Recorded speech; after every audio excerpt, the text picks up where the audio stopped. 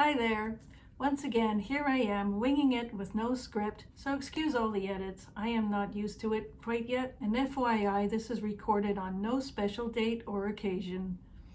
This is on an ordinary day, January 16th, 2024.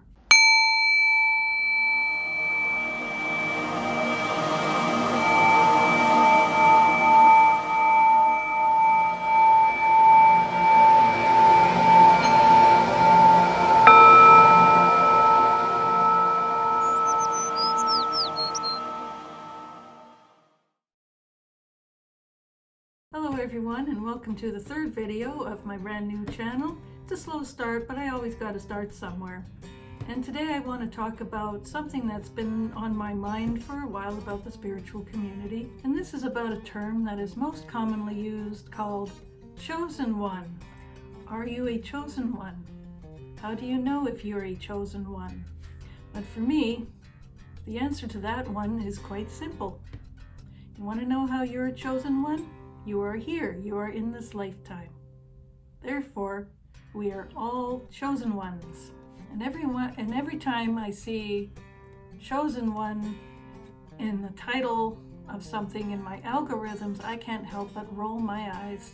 Because in my opinion, I believe that the term chosen one brings on the idea of being better than other people, which I have no doubt in my mind that can potentially bring on spiritual narcissism. Of course, on the spiritual journey, I think we all at some point go through a phase of spiritual narcissism to some degree. I know that I have, and it can often be a very lonely place to be, and often very painful. But through my experience, when I started to come back down from that, after some self-reflection and self-realization that in the big picture of things, we are all one. It does not matter what you do for a living, what kind of lifestyle you have, whether you meditate, whether you don't meditate, if you meditate a lot or a little or hardly at all, although meditation is very beneficial, there's no denying that. But anyhow, I think you get my drift. And one pet peeve that I must express every time I see the title Chosen One in my algorithm, and I hate to say it, but there are a lot of spiritual content creators who will try and stroke the ego of vulnerable people, make them feel special so that they can get more clout. There, I said it. But don't get me wrong, not saying all spiritual content creators are bad. There are some really good, genuine ones out there as well. You just have to be discerning. Isn't that right, Yoko? Yeah. And for the record, I am in no competition with anyone. I'm just here doing my thing because I enjoy it. And whatever resonates with another person is well and good too, as long as you're not an asshole. If it speaks to your soul, then by all means, stick with it. Don't let the gatekeepers bring you down.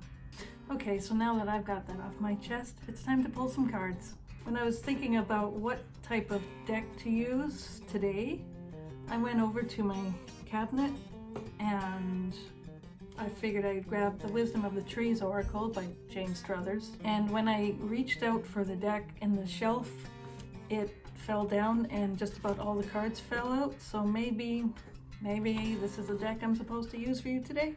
It's quite a good one that I use quite often. Plus, the cards are nice and small for my little hands. So it's easy to shuffle. Oh,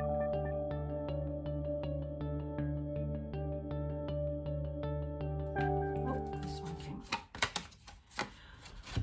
So we have Sweet Orange in reversed.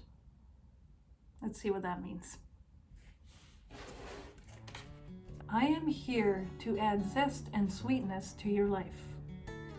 The fragrance of my flowers will lift your spirits and remind you of the beauty of life, and my luscious fruit will feed you, helping you to live each day to the full. So now, because it is inverted, the inverse message says, are you feeling flat, bored, or listless? Inject more color into your life by seeking out interesting people, setting yourself some intriguing challenges, getting involved in life-enhancing activities, and spending plenty of time in the fresh air.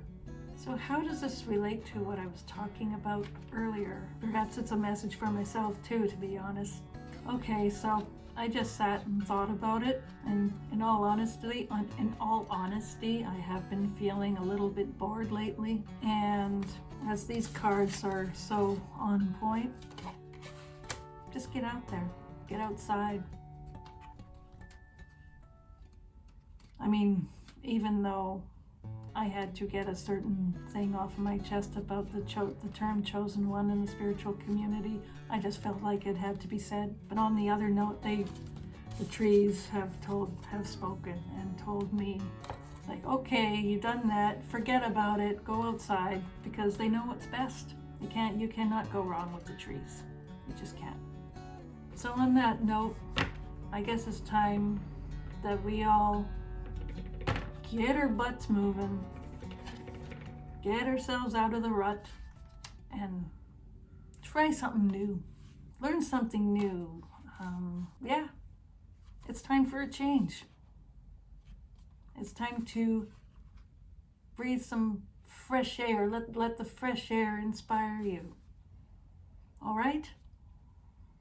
And now, having that said, I think it is time to leave it at that. So thank you for watching.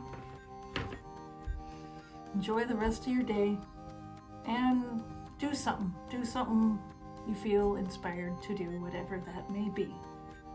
Thank you for watching. Blessings, namaste, and we'll see you in the next video.